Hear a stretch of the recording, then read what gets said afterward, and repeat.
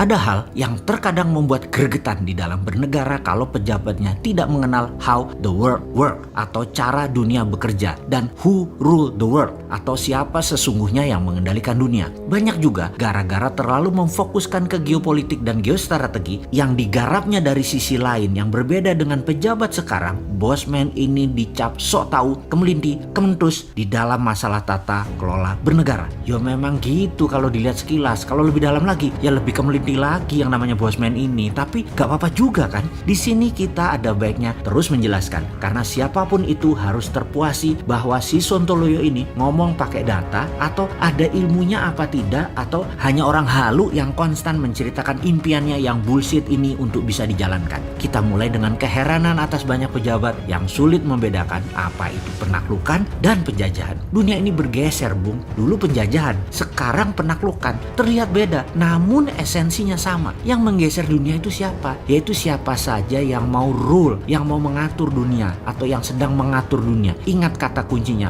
rule atau mengatur. Kalau Indonesia mau rule the world, maka buat aturan, bukan ikuti aturan. Mulai paham mengapa berkali-kali si Sontoloyo ini mengatakan negara tidak berdaulat selama mengikuti aturan dari globalis atau dari negara kuat lainnya. Kita mulai dengan who rule the world. Mereka ya ruling the world punya dua cara, conquering atau penaklukan, yang kedua adalah colonialization atau penjajahan. Penaklukan adalah mereka mengambil apa yang mereka butuhkan dengan paksa. Kalau penjajahan, mereka bukan hanya mengambil apa yang mereka butuhkan, tapi menetap, tinggal, mencaplok wilayah dan mengendalikan wilayah tersebut dengan aturan mereka. Amerika itu strateginya adalah conquering. Timur Tengah ditaklukkan, minyak dan gasnya dikendalikan, diambil. Indonesia dan negara penghasil kekayaan alam, energi terbarukan maupun mineral tambang ditaklukkan dengan berbagai tekanan. Amerika yang conquering pemerintahannya, kemudian yang mengkolonisasi adalah swastanya Amerika. Tiongkok menggunakan koloni atau penjajahan, uang Tiongkok, tenaga kerja Tiongkok, mesin teknologi Tiongkok, wilayah hasil alamnya seluas-luasnya dikuasai sampai bahan bakunya habis di negara lain tersebut, lalu hasilnya setengah jadi,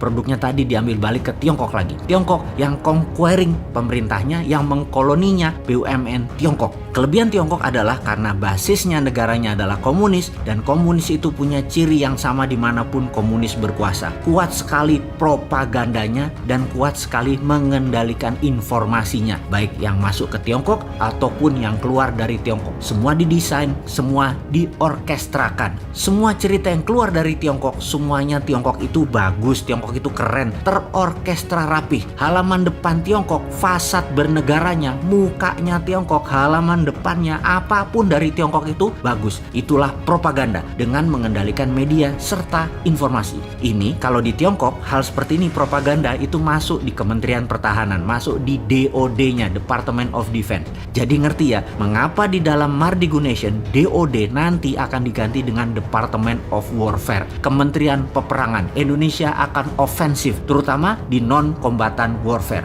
Karena rapihnya pengendalian informasi, maka banyak negara terpesona dengan Tiongkok dan mau kerjasama dengan alasan Tiongkok punya uang, Tiongkok punya teknologi, Tiongkok punya SDM, dan punya manajemen tenaga kerja profesional. Jadi propaganda yang diletakkan pertama di seluruh dunia yang ditarget akan ditaklukkan oleh Tiongkok adalah mempropagandakan kebaikan Tiongkok. Di sini yang paling mudah ditaklukkan adalah pemahaman ilmu ekonominya. Pemahaman bahwa membangun itu perlu asing. Uang Indonesia nggak punya. Untuk membangun perlu FDI. Wih, cocok lah. Kena sudah di banyak negara strategi itu, terutama yang pejabatnya lemah. Nah, di sini kita harus membantu bangsa dan negara menyelesaikan masalah kekisruhan ekonomi yang saat ini dipukul oleh pandemi, yang hingga saat ini strategi menaklukkan COVID masih pakai vaksin, belum pakai kekuatan diplomasi luar negeri. Kita masuk ke visi how the world works sekarang. Bagaimana cara dunia bekerja? Ada sebuah website yang menghitung hutang semua negara. Klik saja di worlddebtclocks.com.